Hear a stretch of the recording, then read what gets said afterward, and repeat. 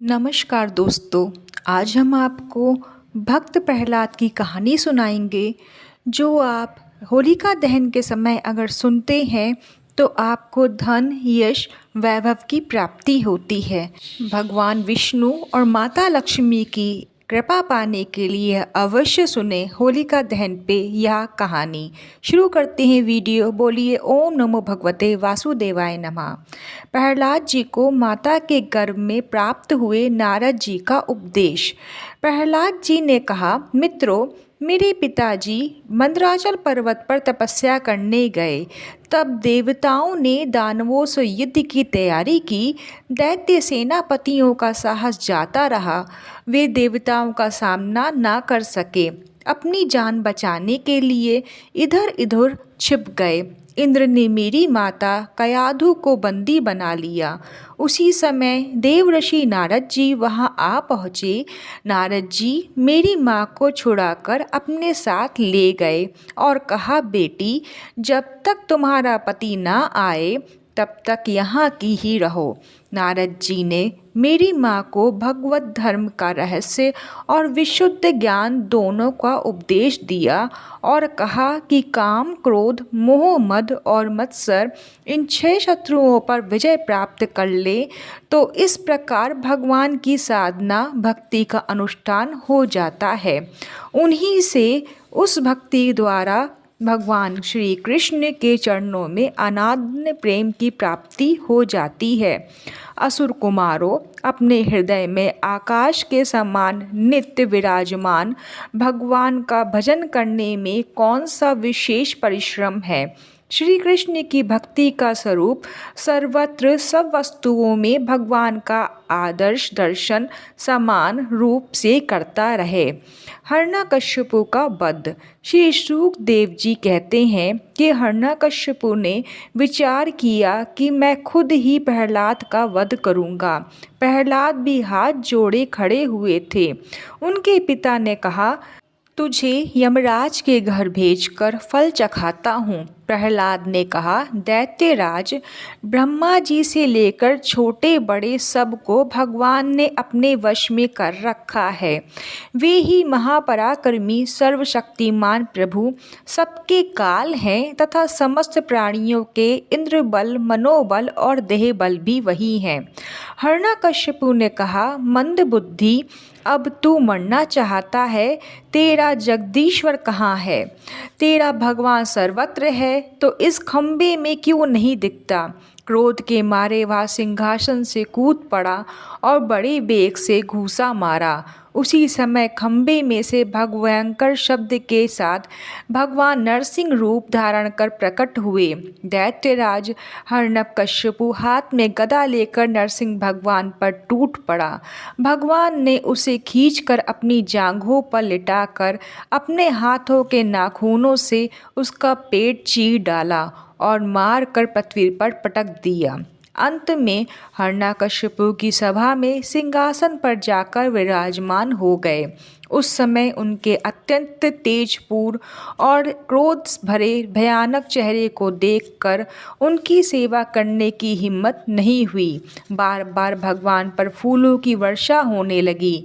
इसी समय ब्रह्मा, इंद्र, शंकर, देवता, ऋषि, पितृ, महानाग, मुनि, प्रजापति, गंधर्व और अप्सराएं आदि सब पार्षद वहां उपस्थित हुए। ब्रह्मा जी ने कहा, प्रभु, आप अनंत हैं। आपकी शक्ति का कोई पार नहीं पा सकता।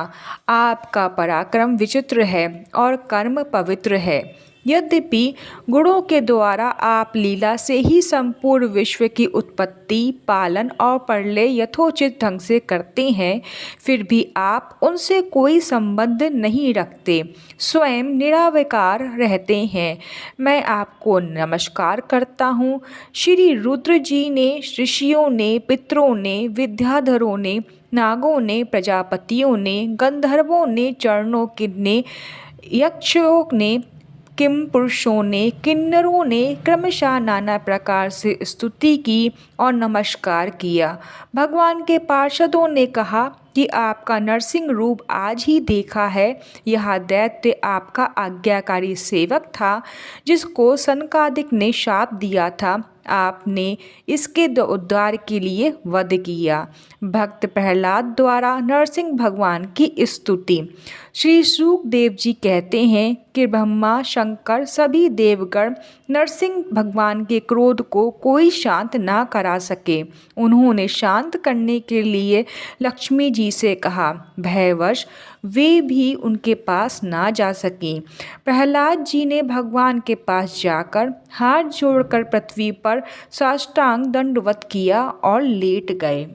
नरसिंह भगवान ने प्रहलाद को उठाकर उनके सिर पर अपना कर कमल रख दिया। प्रहलाद ने भगवान की स्तुति की तथा भगवान की महिमा का गायन किया।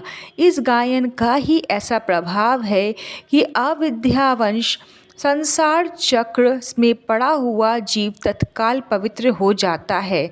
भगवान आप सत्वगुण के आश्रय हैं। जिस असुर का वध करने के लिए आपने क्रोध किया था वह मारा जा चुका है। अब आप अपने क्रोध को शांत कीजिए। सब आपके शांत स्वरूप के दर्शन की बाट जो रहे हैं।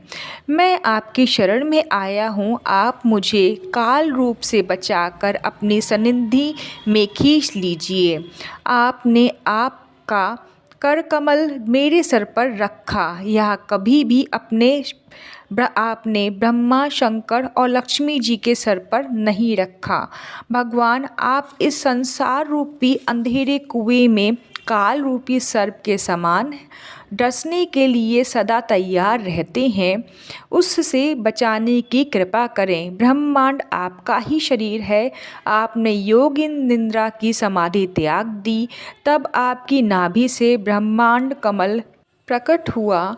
उस पर सूक्ष्मदर्शी ब्रह्मा जी प्रकट हुए। उन्हें कमल के सिवाय कुछ भी दिखाई नहीं दिया। आपको अपने से बाहर समझकर जल के भीतर घुसकर 100 वर्ष तक ढूंढते रहे, परंतु कुछ दिखाई नहीं दिया। हार कर कमल पर जा बैठे। तीव्र तपस्या करने से उनका शरीर शुद्ध हो गया। तब ब्रह्मा जी को भूत, इंद्रियां और अंतःकरण रूप कर अपने शरीर में ही आपके सूक्ष्म रूप का साक्षात्कार हुआ। उसे देखकर ब्रह्मा जी को बड़ा आनंद हुआ। रजोगुण और तमोगुण रूप मधु और कैटभ 2 बड़े दैत्य बलवान थे। जब वेदों को चुरा कर ले गए रहे थे तब आपने हिरण्यगिरि अवतार धारण किया। उन दोनों को मारकर सत्गुण रूप श्रुतियों को ब्रह्मा जी को लाकर लौटा दी। हे पुरुषोत्तम, मोक्ष के 10 साधन हैं मौन, ब्रह्मचार्य, शास्त्र श्रवण, तपस्या, जप, समाधि, स्वाध्याय, स्वधर्म पालन, युक्तियों से शास्त्रों की व्याख्या, एकांत सेवन आदि। परंतु जिनकी इंद्रियां वश में नहीं हैं उनके लिए व्यर्थ हैं। आपकी सेवा के 6 अंग हैं नमस्कार, स्तुति, समस्त कर्मों का समर्पण, सेवा, पूजा, चरण कमलों का चिंतन और लीला कथन का श्रवण आदि। भक्ति बिना आपकी प्राप्ति नहीं हो सकती। नारद जी ने कहा कि प्रहलाद ने भगवान के गुणों का वर्णन किया। नरसिंह भगवान का क्रोध शांत हुआ। नरसिंह भगवान दैत्यराज प्रहलाद से प्रसन्न हुए। इसी प्रकार आप सब पे भी भगवान प्रसन्न हो। माता लक्ष्मी के साथ में आपके घर में स्थायी वास हो।